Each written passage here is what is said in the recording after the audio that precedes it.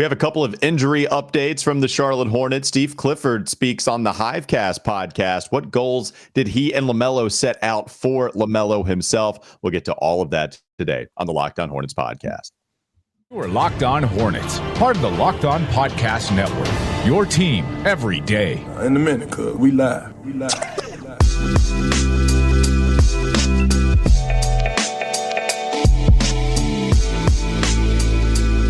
It's Locked On Hornets. Thanks for making us your first listen. We're free and available anywhere you get your podcast. That includes YouTube, by the way. You can follow us on Twitter at Walker Mail and Doug on Twitter at Doug Branson LOH. The show handle on Twitter at Locked On Hornets. Today's episode is brought to you by PrizePicks. First-time users can receive a 100% instant deposit match up to $100 with promo code Locked On. That's PrizePicks.com. Promo code Locked On. Let's get to some of the injury updates here, Doug, because injuries were a problem against the Atlanta Hawks, even though they still found a way to win, and they won handily against a team that they're going to be competing with to try to get into the play-in tournament. They even got not necessarily revenge because the stakes were higher in the play-in game last year, but it was a nice victory over a team that you had beef with because of the way that they bounced you out of the postseason just last year. They did so without LaMelo. They did so without Cody Martin. There was no Terry Rozier. You're still not going to have LaMelo. He's listed as out for this game. But Terry Rozier, Cody Martin, making some progress. They're given the doubtful designation. Now, we've joked a lot after what we saw last year and the year before. Can't really take for gospel what any of the designations are surrounding whatever player for the Hornets, right? I would like to compare their designations to other teams and just how accurate they are once it comes to the tip. It's not necessarily exactly accurate here for Charlotte, but Terry doubtful, Cody Martin doubtful, new year, new Hornets. We'll see exactly if these guys can suit up against the Knicks because, man, as much as the magic happened against Atlanta, even if the Knicks aren't this huge juggernaut, it's still going to be really tough to win consistently without a LaMelo, Terry, and Cody Martin. Well, new year, new coach, so maybe the philosophy is different around the injuries. It's been pretty clear when guys are doubtful, they typically are out, and when guys are declared out, they're not suddenly not out. So I think we can read into this that we probably won't see Terry Rozier or Cody Martin in this game against the New York Knicks, which we will preview later in the show.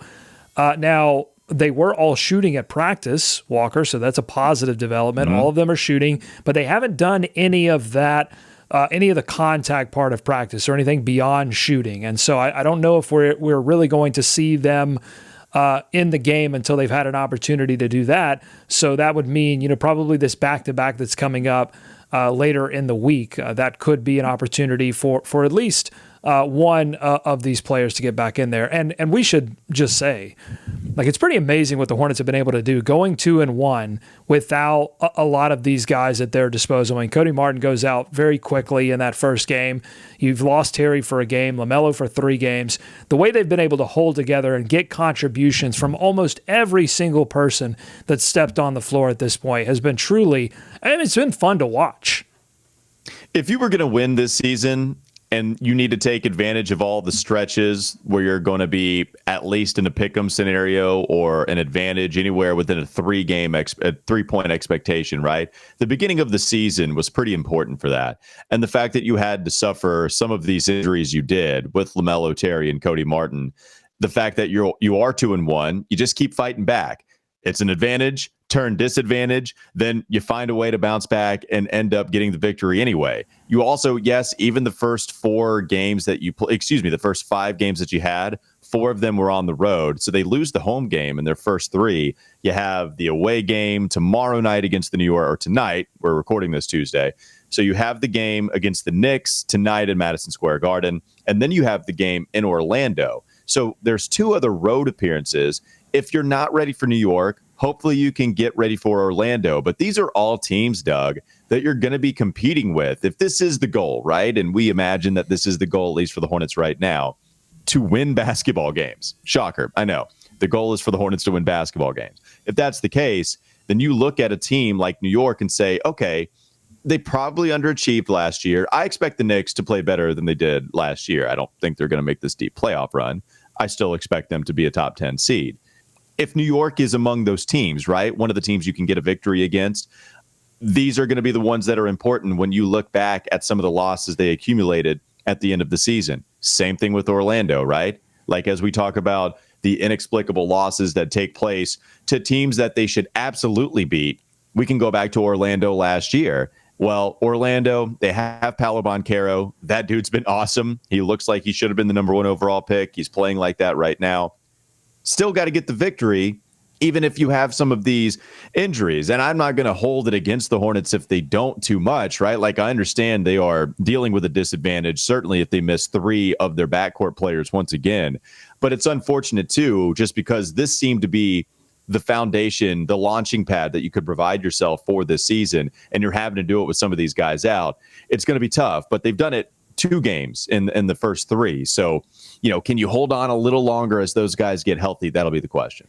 Well, I want to show you a couple of things that I'm seeing on Cleaning the Glass right now, because in order to they don't just want to win basketball games, Walker. I'm going to challenge you a little bit on there. I don't think that's the goal for this team right now. It's not to win basketball games. It's to win playoff games. I mean, that's the mindset that is pervasive among the coaching staff and among the players. Now, whatever the franchise ends up doing, if they don't feel like they meet those or can meet those goals, later in the season, everything might switch gears. But right now, everything you're hearing from Terry to Gordon to LaMelo to Steve Clifford is it's all about playoff success, and they feel like they have depth. Now, Walker, we laughed. We laughed at Steve Clifford saying that he had depth on this team, but he was right. I mean, shout out to Steve Clifford. He knew his team. They've certainly showed that depth. But I want to show you another thing that Steve Clifford likes to talk about, and that's balance on the floor. Offense and defense, getting that defense up to 15th place, I think what would be a novel goal for a team that didn't play defense.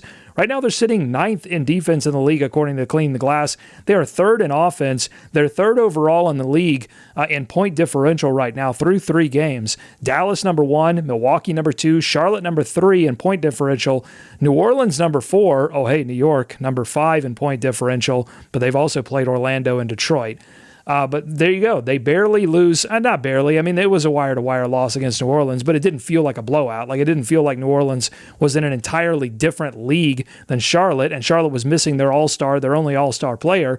New Orleans is 4th in point differential, but 3rd in offense, 9th in defense. That's a pretty incredible start. It's why I said on Twitter that this 2-1 start, Walker, feels more important than the 3-0 start that they had last season, which was a franchise record. Strangely, they've never started better than 3-0 prior to last season. But this one feels different because, yes, last season you had players ascending that you weren't expecting, like Miles Bridges. But this season, you don't see any of the cracks in the defense that I saw in that 3-0 start last season, where I'm going, man, they are just blowing the doors off of people offensively. But defensively, they're an absolute disaster, and that's going to catch up with them. Right now, the Hornets, because of some really great play off the bench and from the starters, they've got a defense here that I think might not be top 10, but could be in the middle of the pack when all's said and done.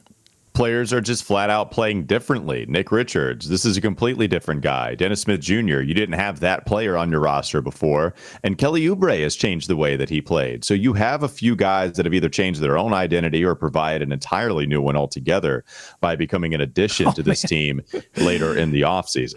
I'm just looking at these. Here, I'll throw it back up on the screen. I'm looking at these player stats now for the Charlotte Hornets. Again, through 3 games. All right, fine. Small sample size theater. That's what we're doing here. We're pulling back the curtain. This is act number 1. Many acts to go. But so far in act 1, I like what I see. But look at these crazy points per shot attempt numbers according to Cleaning the Glass. Well, Maladon hasn't had many minutes, but he has a 200 points per shot attempt. Small sample, whatever. Doesn't matter. 200. We'll see if it can continue. 200 points per shot attempt here. This is, by the way, it's total points scored per 100 shot attempts. JT Thor is sitting at 166.7. Jalen McDaniels at 147. I'm just reading these top to bottom, and I haven't gotten to a starter yet. Nick Richards, 145. Still haven't gotten to a starter yet. Dennis Smith Jr. started last game, but he's really the backup point guard. He's at 133. Finally, I get to a starter, Walker. 126.1 for Gordon Hayward. That's incredible. I mean, I don't get to around 100 until I get to Terry Rozier at 104.4, and he's had 2 games where he scored 20 or more points, both of the games that he was in. Crazy. I like looking at 3-game stats. It's also, there's a 33% assist percentage for Terry Rozier right now. So he's crazy. Just become... Dennis Smith Jr., 27.5. And again, both of Dennis Smith Jr. and Terry Rozier have done some really good scoring. And that's one point that I'd like to make, is that I feel like a couple of things are happening. You've got a lot of players on this team right now doing multiple things and doing them well. And you've got a lot of players contributing in different ways every single game and in different ways. So it's not, you're not seeing one player completely fall asleep on a game. I mean, that's what I really like to see. LaMelo Ball has not been playing for this team.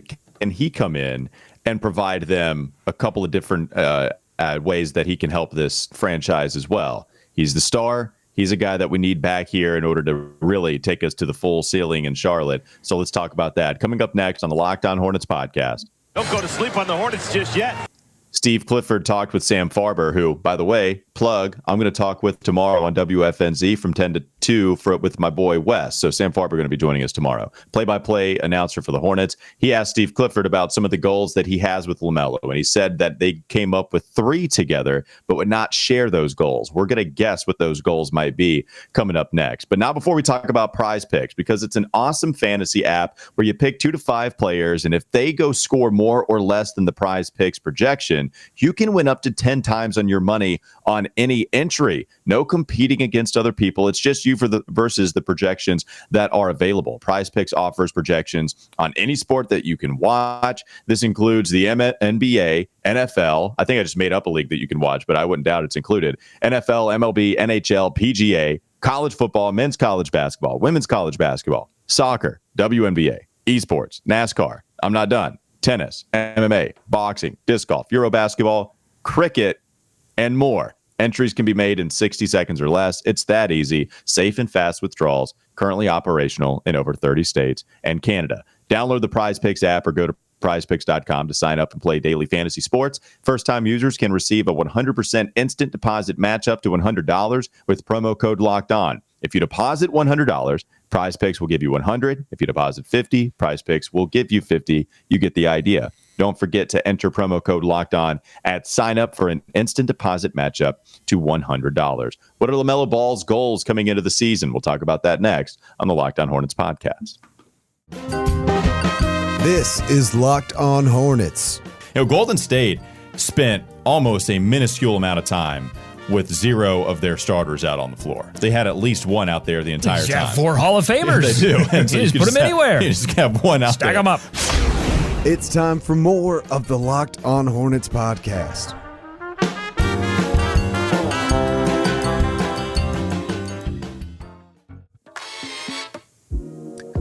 The Hornets have had no choice but to put some guys that aren't starters on the floor playing all together as we relay off of the bump that was Golden State playing. It's a little bit different than what the Warriors are working with here in Charlotte. Kelly Oubre, Dennis Smith Jr., who had been a journeyman. Nick Richards is coming aboard now and coming out with a breaking out party, I should say. So it's awesome to see some of these guys playing very well. But we all miss LaMelo, no doubt. Most fun player on the team. We do miss LaMelo, and we want him back on the court as soon as possible, as long as it's also as healthy as possible. So, Doug, I know you were listening to the Hivecast. I've not had a chance to listen to it myself yet, but I know you were listening, and Sam Farber and Steve Clifford were talking about the goals for one LaMelo Ball.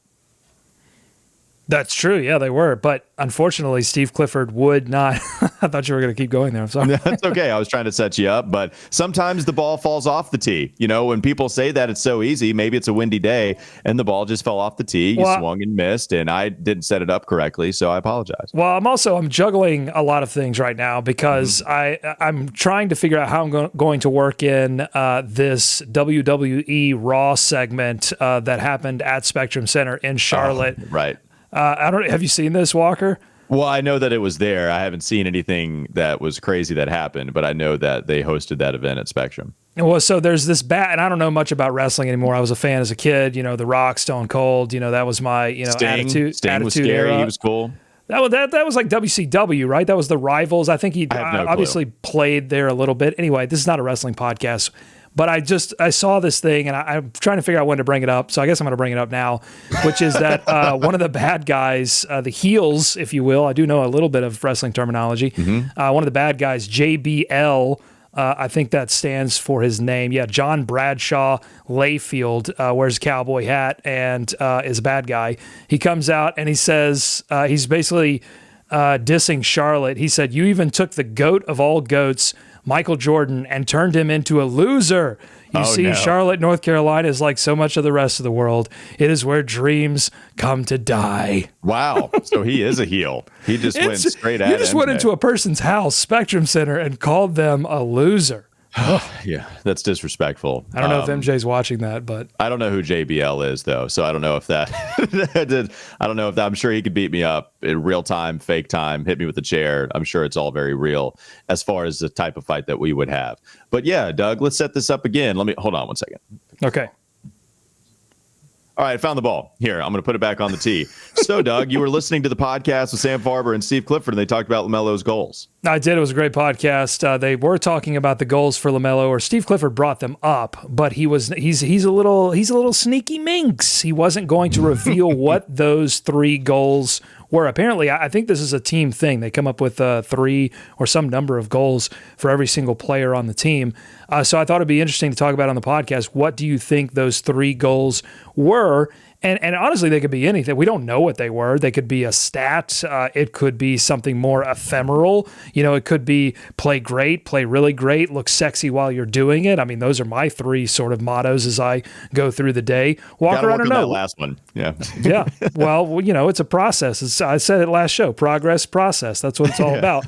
Walker, what do you think one of those goals were? Well, anytime you think of LaMelo and the offense that he needs to work on, I immediately go to finishing at the rim. And even specifically, I was looking at NBA.com and looking at the driving stats for players last year. Really, I just filtered it because if you go, by the way, so they divide it not by positions, at least what I was able to find on NBA.com, but they divide it by height, right? So if you go 6'7" or less or shorter, LaMelo is not included there. So the next iteration that you have of the height category is 6'10". So just for filter's sake, to put that out into the universe, of players 6'10" or shorter, all those players in that category, when it came to driving, LaMelo Ball was in the top 20. So he was there and doing it a lot. Yeah, driving quite a bit. It was 13.8 drives per game is what it was posted. And, that was in the top 20. And he also, among all the players that were listed, shot the worst percentage of all of the players that I just mentioned. It came in to something at about 44%. You can get some guys that are right there after you get outside the top 20. Fred VanVleet is one person to notice, who's also not been a very good finisher at the rim throughout his career. But LaMelo also has a lot more height than does Fred VanVleet. And so, to me, if you shoot 44%, I'd like to see LaMelo shoot 50. That's a big jump, but I wonder if that's a lofty goal to try to shoot for. Can LaMelo, who is 6'8", at least listed 6'8", can you shoot 50% on your drives if you're taking what? All right, so I forgot about the attempts per drive, but if you're doing that 14 times a game for the most part, then if you can shoot 50%, that's just going to bump your scoring average up quite a bit and help this basketball team. So I wonder if you get 48, whatever kind of math numbers they might have crunched a little bit more, right? Whatever. I'm interested to see if they can really improve that number on his drives per game. Yeah, I think it's drives per game. I think it's efficiency once he gets there. I think it's about free throws. We know that he has been trying to do some research on how to draw more fouls. Now, in the short little span that we had in the preseason while watching LaMelo Ball, he didn't really get to that point yet. I didn't really see that determination to get fouled or ability to get fouled. But as we've seen with this entire Hornets roster, what we saw in the preseason is not necessarily indicative of what we were going to see in the regular season. So hopefully that holds true for that aspect of LaMelo Ball's game as well. And I think that will take the points per game up, which I think could land him, over the course of an 82-game season, if he gets back relatively quickly from this ankle injury, could lead to possible All-NBA consideration. And I think that could be a goal as well, a stretch goal. Third-team All-NBA, second-team All-NBA. I would put that on there as well. And then, assist to turnover ratio, he's going to be super creative, and he has the ball in his hands a lot. And so, you're going to have to deal with a certain number of turnovers for him. But, I think if that ratio could get a little bit better, I think that could be another goal for LaMelo Ball, just taking care of the basketball, making sure that there are no wasted possessions, because it's less about like trying to rein in his creativity when he tries to make a play, and it's more about getting rid of some of those plays where he's just trying to do a little bit too much on the offensive end. And so I think that could be a goal as well. Yeah, and honestly, just as far as players on the team go, it's not like he had that bad of an assist to turnover ratio. I'm looking at it right now. I think it was like 2.3, something like that. That was better than Miles Bridges. But with LaMelo at this point, we're talking about, and this is incredible to talk about with a player who's only in his third year, but we're talking about doing some things essentially around the margins. I mean, these goals aren't going to be like, hey, I need you to make drastic major improvements. And I credit Steve Clifford with going out of his way to make sure that he publicly acknowledges that you're not trying to remake the wheel with LaMelo Ball. You're not trying to vastly change his game. You're talking about making small tweaks, making small improvements that are going to have ripple effects on his own individual stats and individual accomplishments, but more importantly, are going to have ripple effects on the rest of the team. And I think getting rid of a few of those plays per game, making those small adjustments, could have big dividends over the course of the season. Oh, yeah. And I wonder, too, because this has been a team that has been pretty opportunistic. And I know Steve Clifford, when talking about team defense, hasn't necessarily... I mean, he's talked about steals, right? Like, and how, hey, this team did get out in passing lanes and they were able to take advantage of that sort of thing. You look at Kelly Oubre, he's had a couple steals on average this season, I should say. Dennis Smith Jr. So you look at those two players, at least so far in the young NBA season, they're both tied with a few other players at sixth right now. So Kelly Oubre has gotten quite a bit of steals. You also had Dennis Smith Jr. do that as well. I'm trying to look at the team stats real quickly, but I wonder if LaMelo kind of has that goal too. He averaged 1.6, so basically 1.5 last season. Are you trying to up his steal numbers and more minutes for LaMelo? You could probably see that as well. I just wonder, it's always hard for individual defensive goals because it's really hard to quantify how good you're doing or what stat can tell you how good you're doing, right? So if we're trying to just go more towards statistical goals, it would be harder defensively to try to find where that is. But, better defensively is the vague one. Maybe steals is one where you try to up that a little bit more. And then maybe you start to look at some of the other catch-all defensive stats, and let's see if LaMelo can improve there. Well, I think he mentioned something in that Hivecast too about how like you can make great contributions on the defensive end without being like a super physical player. And I think that's the future for LaMelo Ball on the defensive end. They've got to find ways, because I don't think he's ever going to become like a lockdown defender that's going to prevent somebody from, a really good driver from getting to the rim. I think he's going to have to find some ways to make an impact overall on the defensive end. I think steals is one way, but I think deflections is another way. How many deflections per game can he get? I was trying to look at what he averaged last season, or if he was in the top 10. Kelly Oubre, by the way, is in the top 10 right now after 3 games. Talk about small sample size theater, 4.0 deflections per game. Kelly Oubre, that was a goal for him. Be a pest on the defensive end. So far, he's coming through with that. He's coming through on his promise there. But back to LaMelo, deflections, and then this conversation reminded me of something that I heard from him in his NBA TV interview that he did. And he was talking about kind of goals for the team for the season. And he said, get all the loose balls. So I don't know if he was just coming out with something, that off the top of his head or something but I think it's something that maybe has been a focus for the team, but maybe a focus for him too. Maybe one of the goals is, hey, if you can not only steal the basketball, get us out into transition, but also, those hustle stats, getting to more loose balls with those long arms. I mean, he's got the physical tools that if he did make that a focus, that could again have ripple effects on his individual stats and the team stats. So that could be a goal as well. Yeah. So I had a couple there. Let's go with you with the last goal here before we head to break. What's a third one that you thought maybe LaMelo might have along with Steve Clifford?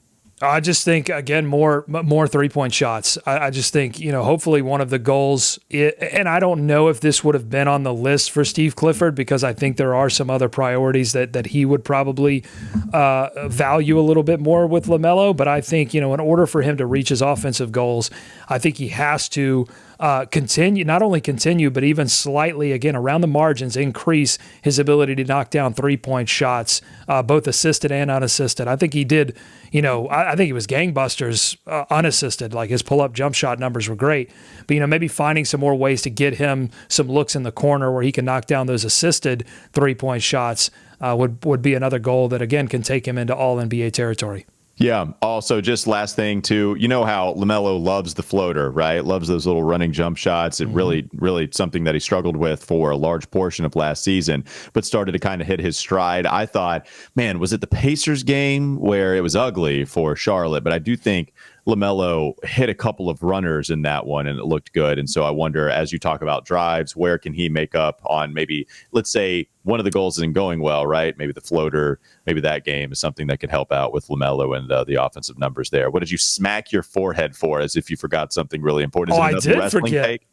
I did forget something. I said Kelly Oubre top 10. He's sitting in 8th, tied for 8th with 4 deflections per game. But Dennis Smith Jr. is tied for 5th at 4.3 deflections per game. You want to know why the Hornets right now are sitting 9th in defense in the league after being absolutely miserable last season? It's effort, it's intensity, it's getting out there and making sure that you're deflecting things. But also, real quick, I want to read some names on this deflections list to let you know like the level of player that ends up on the top of this list. Deflections per game, Anthony Davis, Paul George, De'Aaron Fox, DeJounte Murray, Jalen Brunson. I mean, these are high-level players that are ending up on this list. It's asked of stars to be that kind of involved in the defensive end. If you're not going to lock somebody down, at least get your arms out and make those deflections. LaMelo has the instincts to make it happen, so we'll see if that's a list that he can appear on. All right, coming up next on the Locked On Hornets podcast, we'll talk about this game against the New York Knicks. It's a team that you're going to be competing with as one of those teams expected to finish in your range. So these wins are huge. We'll talk about how they can get that victory with Doug Branson having a few Knicks thoughts coming up next on the Locked On Hornets podcast. This is Locked On Hornets. I know a lot about the weight room. I know a ton about the weight. I don't lift a lot of weights, but I do kind of stand around the weight room. Are you using that? You're good? Okay, good. Okay, yeah. Good. And I stand around the weight room a lot. Do you have the high socks and the headband on with your hair tied back? Oh yeah, big like white tube socks for sure. Yeah. Headband. Yeah, I've got it all. I've got these headphones right here that you see me wearing on YouTube right now. I take these into the gym. So I'm just, it's about looking professional. You got to look the part, right? Dress for the job that you want. That's how I feel about how I am in the weight room. It's time for more of the Locked On Hornets podcast. Thanks for making Locked On Hornets your first listen today. Make your second listen Game to Game NBA. Every moment, every top performance, every result. Locked On Game to Game covers every game from across the NBA with local analysis that only Locked On can deliver. Follow Game to Game on Locked On NBA, available on the Odyssey app, YouTube, and wherever you get your podcasts. I know you have some Knicks takes, Doug. You've been watching the film. You've been grinding. You've been a basketball nerd boy. What kind of Knicks takes do you have? Well, the Knicks are better so far this season, but they haven't played, a ton of stiff competition yet. They've gotten wins. They lost their opener against Memphis, and that Memphis defense really had their way with them. And then they played Detroit and Orlando, and things got a little bit better for the Knicks. But it's all about the 3 J's for the Knicks: R.J. Barrett, Julius Randle, and their new addition, Jalen Brunson. I mean, they're getting a majority of the touches. Barrett played a little bit better in that last game against Orlando, but in those first 2 games really struggled. But Julius Randle is absolutely locked in. I know. Didn't you do a podcast with Locked On Knicks where they were trying to trade the Hornets Julius Randle? Yep. Do I have that right? Yeah, they did. And look, it was a valiant effort, and we talked about what was going on, and it was all respectful. I said I would not like to trade for Julius Randle, and maybe we should. If you want to continue the theme of this being small sample size measurements, maybe we should have traded here in Charlotte for Julius Randle. A lot of years. You'd be really invested in Julius Randle. I mean, that's the problem. But anyway, Julius Randle looking, at least through 3 games, looking like he's ready to, reclaim some of the status that he had 2 seasons ago. So Mitchell Robinson also playing well on the defensive end. He's blocking everything. I think that's why this game, if I'm watching one thing, it's going to be pace of play. They did well in the half court against Atlanta. Didn't push it as much as they pushed it in other games, especially off live rebounds in that Atlanta game. Maybe that was a reflection of Atlanta getting back or whatever. I don't know.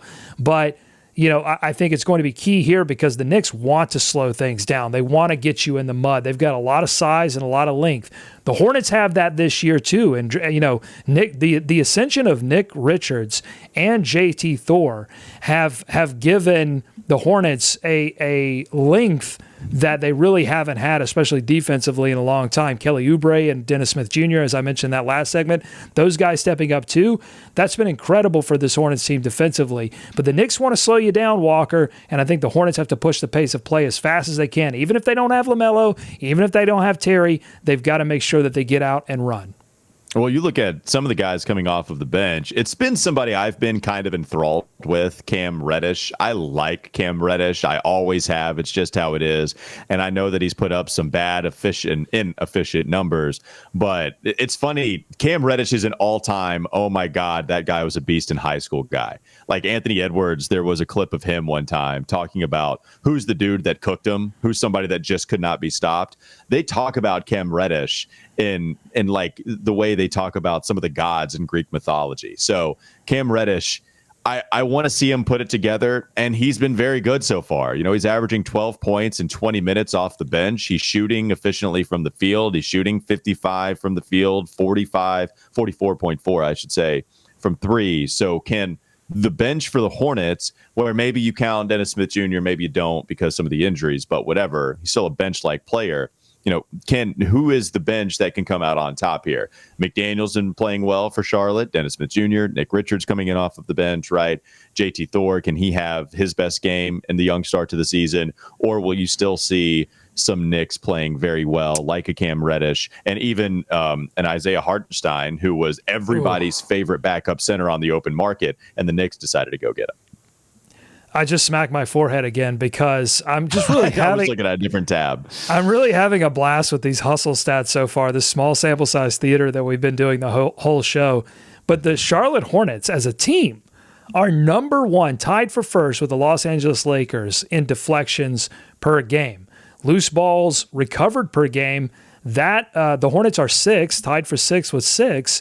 But in first place, the New York Knicks at 8 loose balls recovered per game. And that's, that's Clifford, that's Tibbs. I think that's the effect that you're seeing of coaching on the defensive end of the floor, on the hustle stats. And also the Knicks are number 1 in the league so far this season in box outs per game at 15.3 and total box outs. This team can rebound. They have for years. And again, they have a lot of size in the interior that is dedicated to rebounding. So that makes a lot of sense. Mitchell Robinson is going to be difficult to deal with on the offensive boards. I feel like I always say this when the Hornets match up with the Knicks, but it's going to be so key not to give this team second chance opportunities. That's been a focus for the Hornets all season. They've been, and you saw it in that Atlanta game, by the way. That first quarter of the Atlanta game, it looked like all was lost because they were not physical on the boards at all. Then you insert Nick Richards. JT Thor comes in a little bit later, adds a level of physicality on the boards that the Hornets had not to that point shown, and that's what turned it around. Yes, Gordon Hayward was hitting tough shots. Yes, Kelly Oubre was doing a lot of things offensively that were great. All those things have to be there as well, but it's got to start with being able to finish these possessions defensively, and that's what they have to do against New York in order to win. I think they can. I'm not giving the Hornets any credit. This is not about moral victories. Why? Because the beginning of this season is when the schedule is the easiest, and you have opportunities to pick up crucial wins like you did against Atlanta that could come back at the end of this season and break some ties. So I think this is an important game for the Hornets as they look to that back-to-back later in the week that does feature Orlando, but also features the Golden State Warriors. It might be an unfair ask because of the injury, but I'm asking. Yeah, Knicks, Orlando, even with the injuries, if you really want to make the play-in, these are the types of wins you have to get. I'm not at. Bring the camera in close. I know we're about to end this show, but I'll bring the camera in close. That's you. I can't do it. I'm not asking. I'm demanding that the Charlotte Hornets win this game against the New York Knicks. That'll do it. Coach Branson telling the Hornets that he demands that you get a victory. No LaMelo, no Terry, no Cody be damned. You have to get this victory against the New York Knicks. And watch my game stream preview. We'll do it. Just go to YouTube and subscribe to us on the YouTube channel and turn notifications on. We're going to stream 2K. We're going to talk about this Knicks game some more. So if you're interested, check us out on YouTube. All right, thanks for making Locked On Hornets your first listen every day. For your second listen, get up to date on the latest news and rumors in the NBA in just 30 minutes every single day. Locked On NBA, Locked On NBA, your daily NBA update in just 30 minutes. Make sure you check out Doug doing the pregame preview via 2K, where he streams live the video game like a true YouTuber. Like, he is embracing everything that is YouTube. He's giving you funny shorts. He's doing that in his car. He's also playing video games on YouTube as well. Yep, that's what he's doing. So Doug has fully embraced YouTube, and we'll be back with you tomorrow, anywhere you get your podcasts, including YouTube, to preview and then, to recap the New York Knicks games. New York Knicks also up there in contested threes per game. Hustle stats!